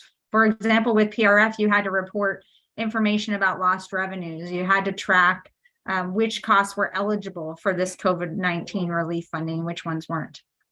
And then ultimately, your management team is responsible for complying with your laws and regulations. And again, they reach out to us pretty frequently to discuss anything that might be of concern or a question with all of the changing regulations that are happening now. Our independent auditors report does result in a clean opinion. We call it an unmodified opinion on your basic financial statements. That means that we believe they present fairly in all material respects, your financial position, as well as your changes in net assets and your cash flows. Your single audit reports, this is our audit of your federal grant money and your state grant money. And we had no findings and an unmodified opinion on compliance as well as it relates to your single audit. When we look at the audit, we do have to report to your board anything we find that's significant or unusual, non-compliance with laws and regulations, any changes in significant practices or policies or material journal entries identified. Nothing that we needed to report to your board in this regard. You did have some changes this year. We had a new revenue standard. They implemented some new changes with COVID and some significant activity this year, but nothing of concern that the board needs to take action on that came out of the results of the audit. The single audit, which is your audit of your federal and state grants, we audited these 5 programs on the state side.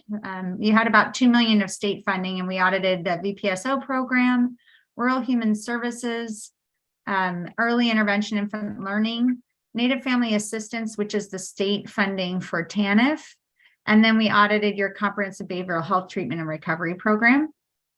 On the federal side, we had 3 programs to audit. You had $30 million of total federal funding, and we audited the IHS money, which did include supplemental COVID funding. The HRSA program, which is the Health Center Program Cluster, so that includes your clinic and community grants there, as well as the Provider Relief Fund. And the Provider Relief Fund was a big new one this year that did include lost revenues as well as expenses.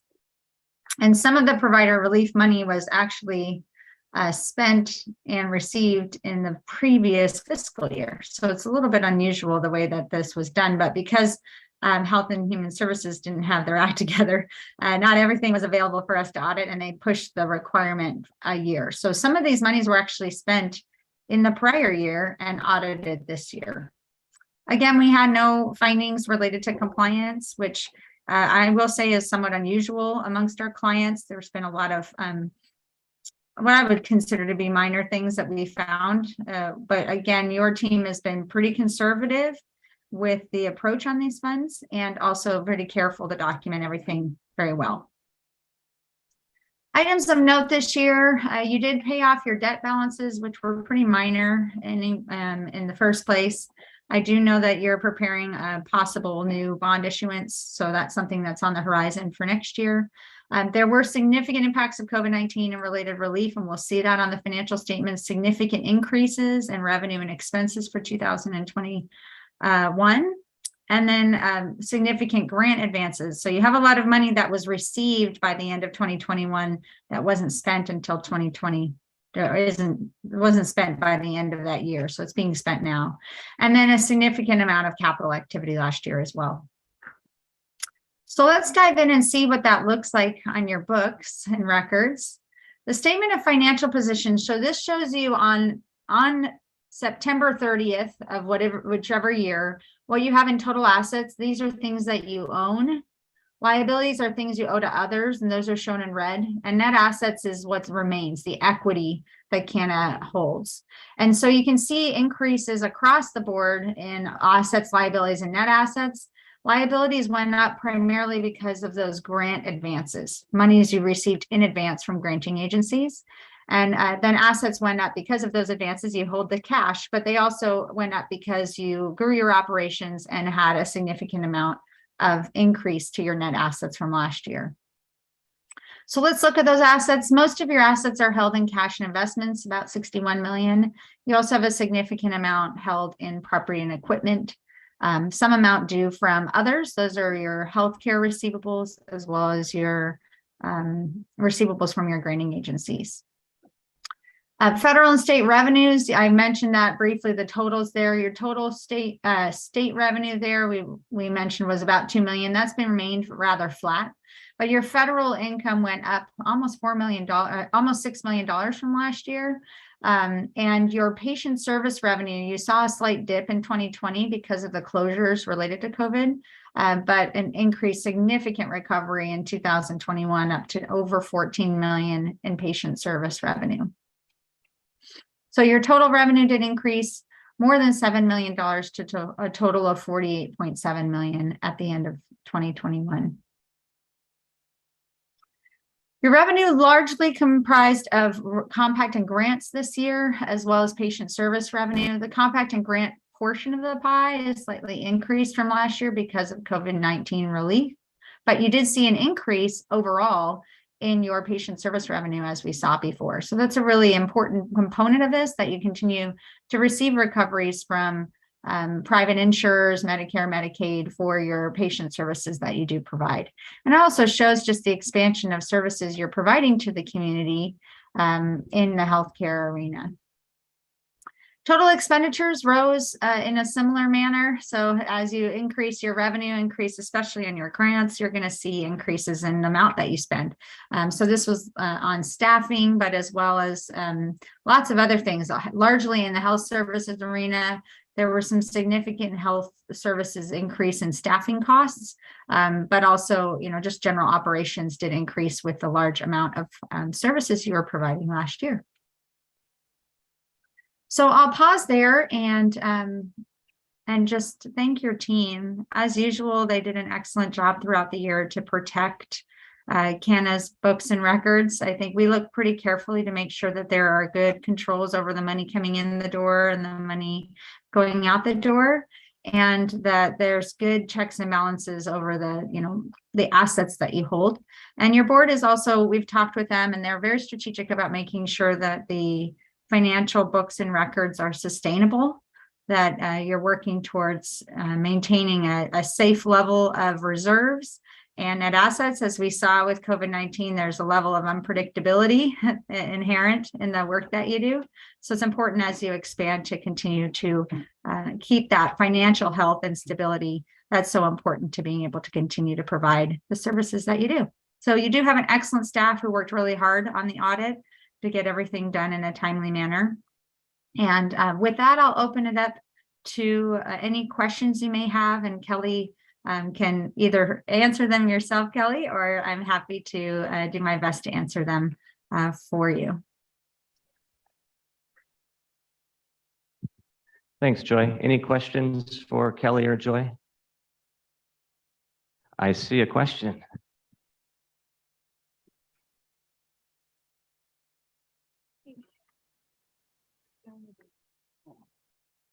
Hello, Joseph Delgado here.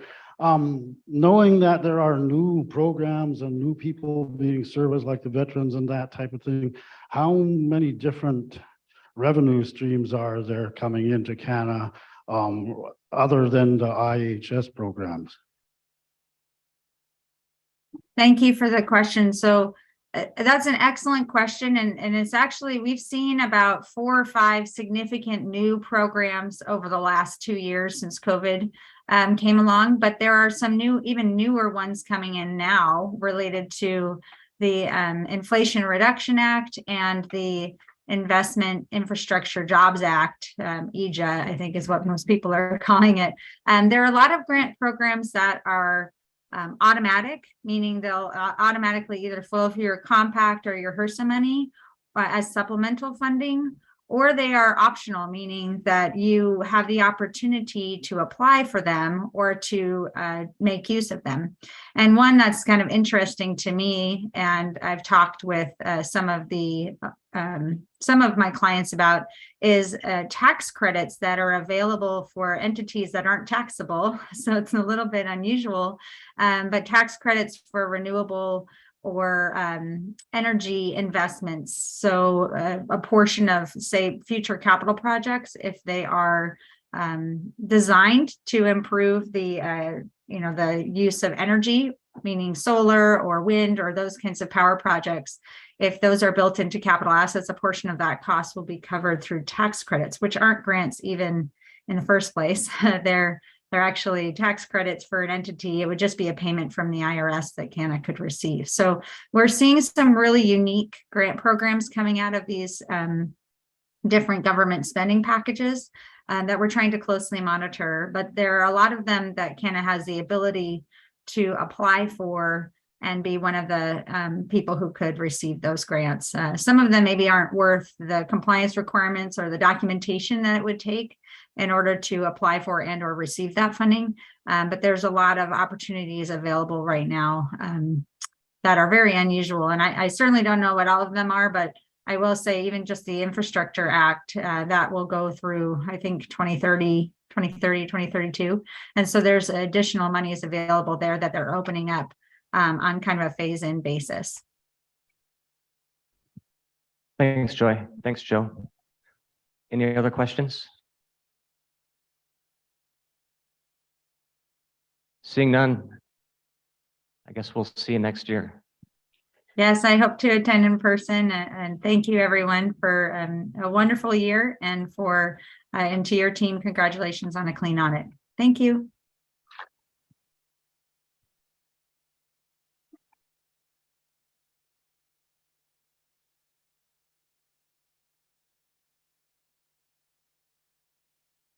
We're getting towards the end of our agenda for today. We're right on track. Thanks for everybody for keeping us moving ahead. I'd like to now announce the election results. For the at-large chapter, Cheryl Christofferson.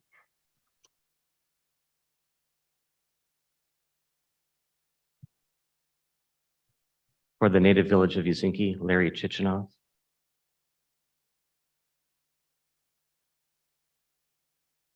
Native Village of Larson Bay, Alexander Panamaroff Jr.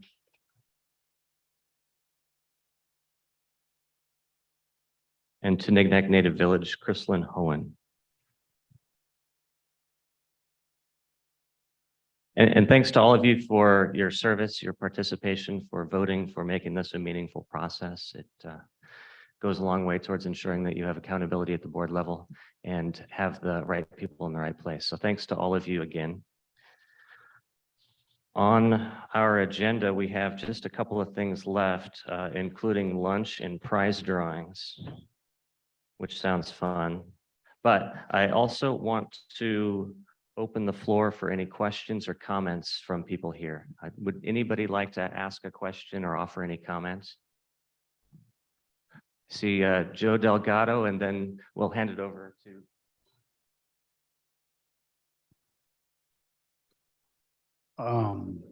Thank you for all of the work that you guys do. There's a lot of people here at KANA that do a lot of things for our people, and I appreciate that.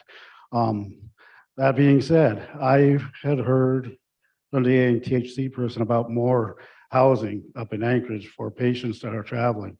I think that's a great idea, but I think we need to think about that here in Kodiak as well.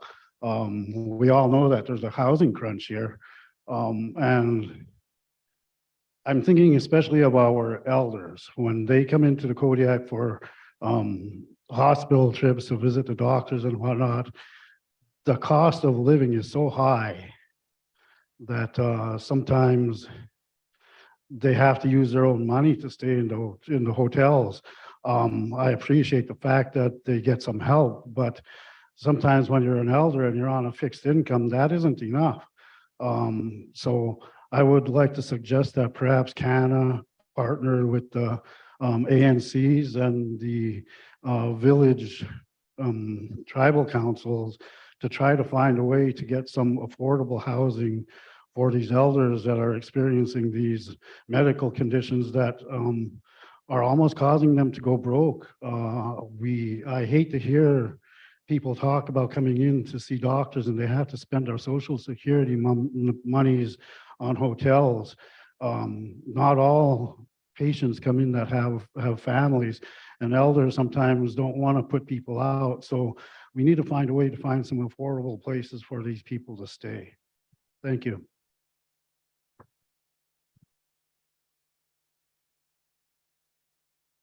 Thank you, Joe. Denise? My name is Denise May, and I'm currently the administrator for the Native Village of Port Lions. And I have a couple things I'd like to say in appreciation. First, to the board of directors for selecting Mike Pfeffer as the CEO and president of KANA. I think you made an excellent choice. So thank you for that.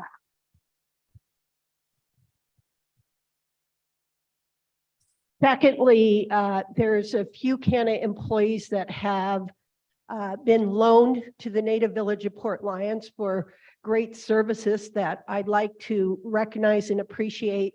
First, Sam Correa, who I think is online and unable to be here today, but she's the driving force behind writing the grant, the 29.3 million that was just got to put internet into the 6 communities, including the Chignik. So we need to thank Sam for that. She worked very hard on that, and we appreciate her. And thirdly, when I ran into a crunch for our annual meeting and had nobody to take minutes, they sent Jen over Caskey to do that, and I certainly appreciated that. And Sam Booch for his time as well. You guys have a phenomenal staff that just jumps right in and helps the villages. And Port Lions is very appreciative of everything you're doing for us currently. And we look forward to partnering with you on the fiber optic grant that we received.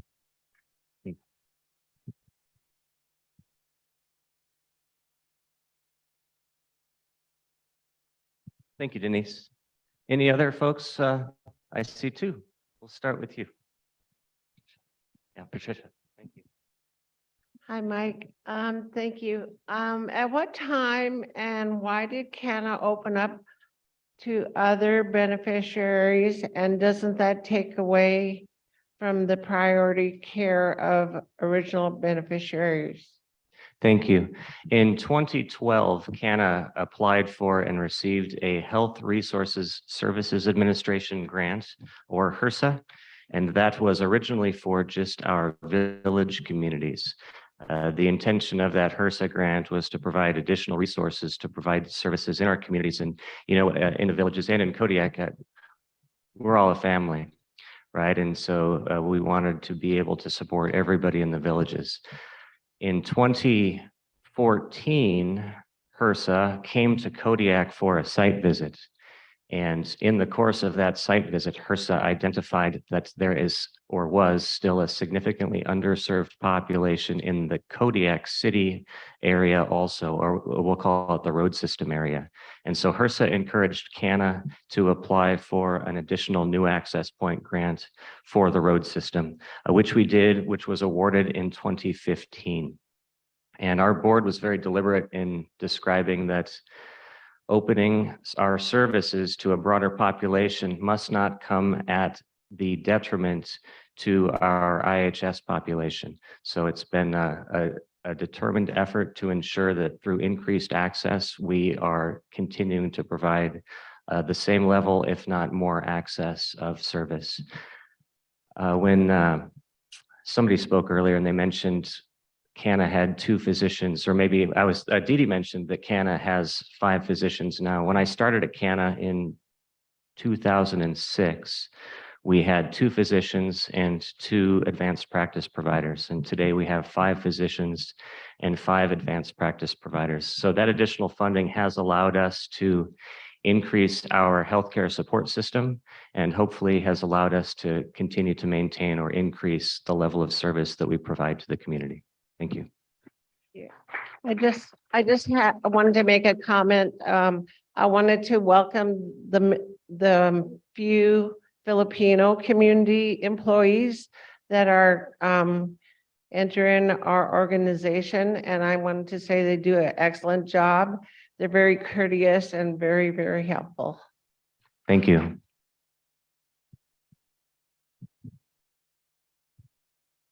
Leslie Ann? To my mic, thank you for everything.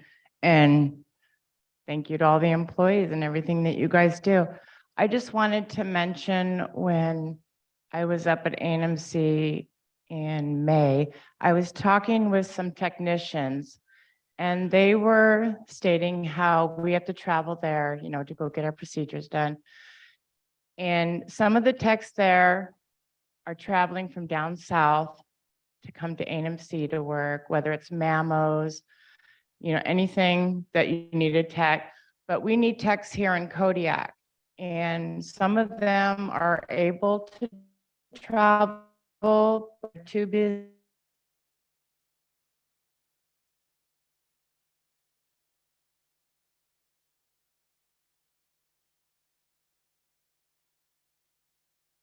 Anchorage, Alaska, especially Kodiak, and a bunch of main villages. ANMC had bought new tech equipment even, and there's no one to use them. They're sitting collecting dust. So if we can present to our children and beneficiaries or anybody to go to school, I think that'd be a great way to fill more jobs and positions so that we can have techs here so we don't always have to travel, because sometimes that's an inconvenience, along with weather or our family and their health. Also, I know it's been spoken of some sort of rehab, but I really believe we need a rehab here on our island. We have a lot of land. The native corporations can come together if we can just do something to put something here so family members or anybody can go and get help and support. And I know you need some level of education or whatever, but I'd be willing to step in and help. We really need to get the drugs under control and educate people on the amount of drugs that come to our island and how we can help our own people. I think there was one more thing I wanted to mention. Oh, I know we're really low on counselors, and I'm not sure what had happened. I know there was some emergency counselors at KANA, and I know what had happened in our family. It really could have been needed.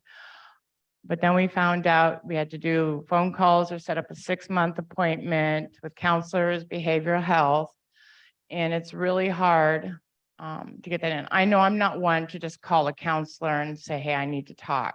That's just my prerogative, and I don't know about others. But we really need behavioral health counselors here on our island to help out families in need. And I just want to say again, thank you for everyone for what you guys do to make everything happen.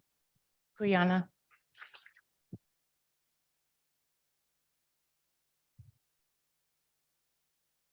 Thank you, Leslie Ann. Anybody else? I want to piggyback on what she just mentioned.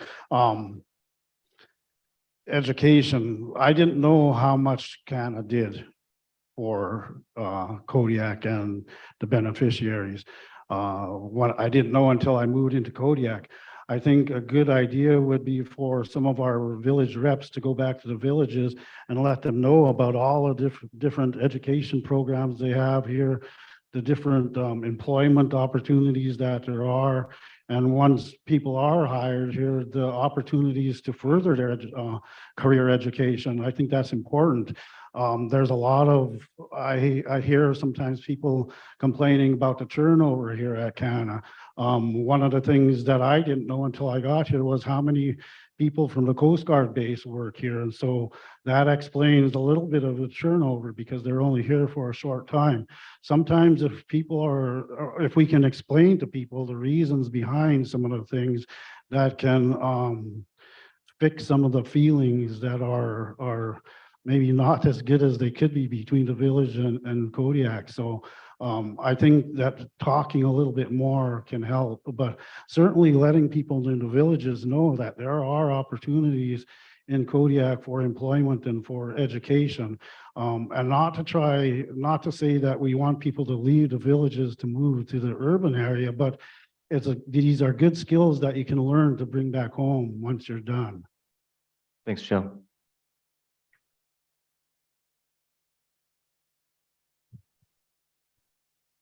Anybody else?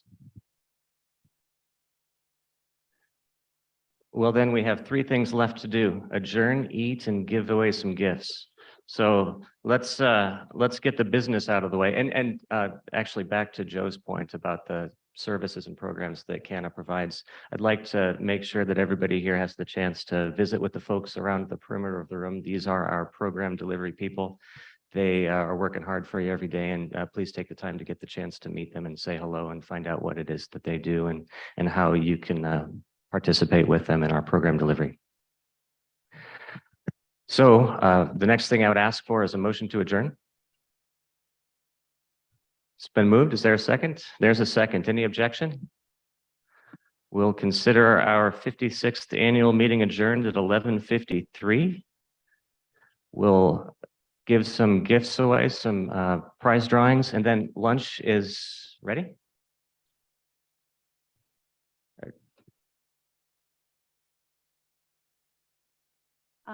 For the elders, we'd like to invite you to go this way because the table starts right here.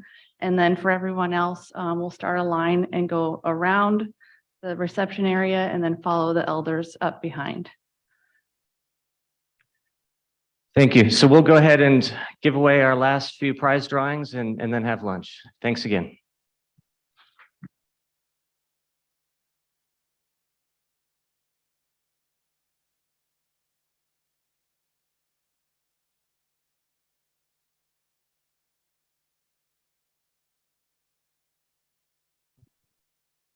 Okay, our first gift is going to be a $100 Visa gift card.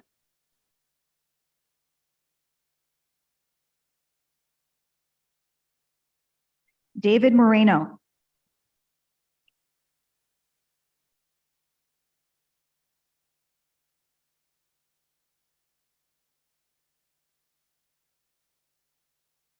Another $100 gift card. Shelley Peterson.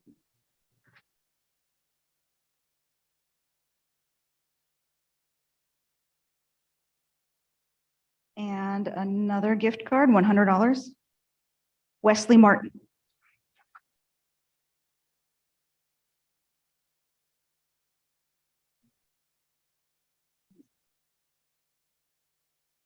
One more. And one more gift card, $100. Robert Anderson.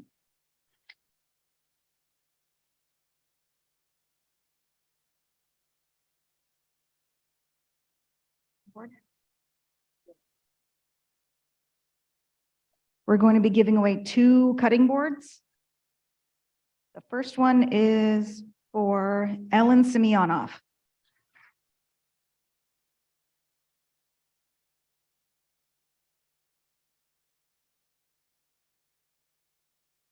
The next one is Marie Hellick.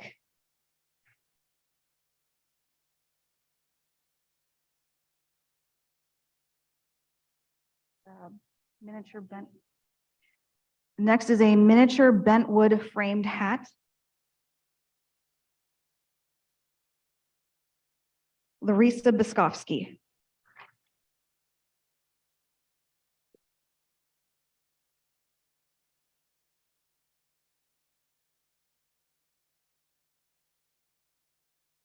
Now we have a $100 gas card.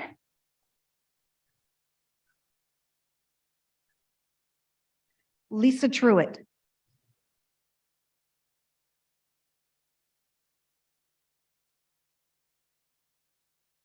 Another gas card, $100. That is for Alyssa Chichinoff.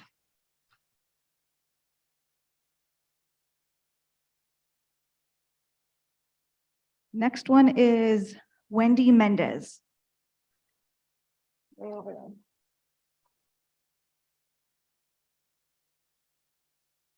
And this is the last.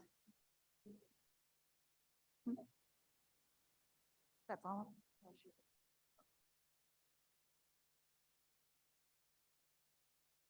Okay, 2 more gift cards for the gas in Beverly Moreno.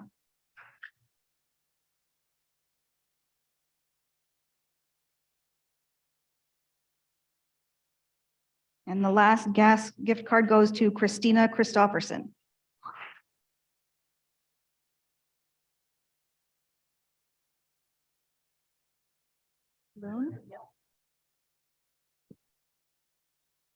Next up is this artwork by Rick Lonsdale. Marianne Miles.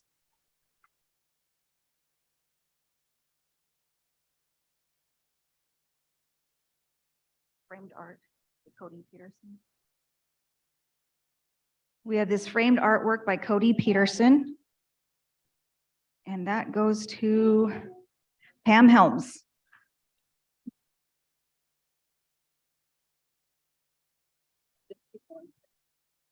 Framed artwork by Alvin Amison.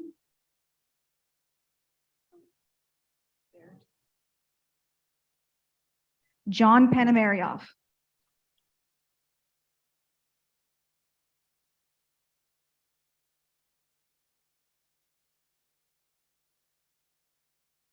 Another framed art by Alvin Amison, and that is for Joe Delgado.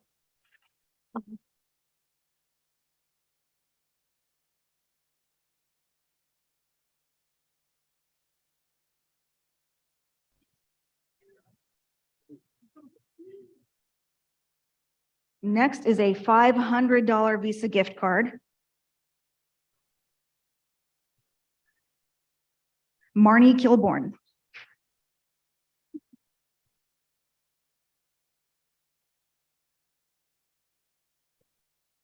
Then is 30,000 Alaska Airline miles. Gertie.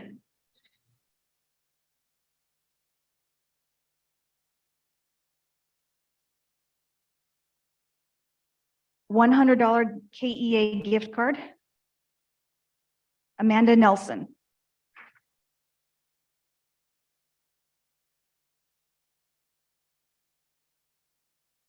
Another KEA gift card, $100, Lena Delgado.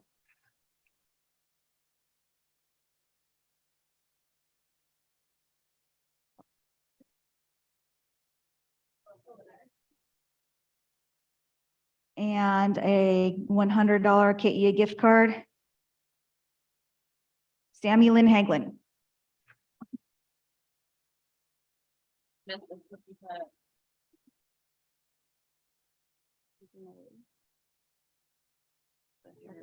Headband. A headband, a fur headband by Susie Malutin. Laura Alpayak.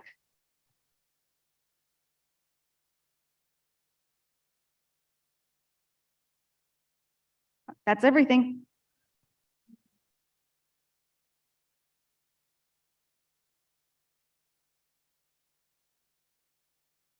Thanks again. We'll go ahead and start the food lines. Food is ready. So we'll have our elders line up as you're facing the exit to the left and everybody else to the right. Thank you.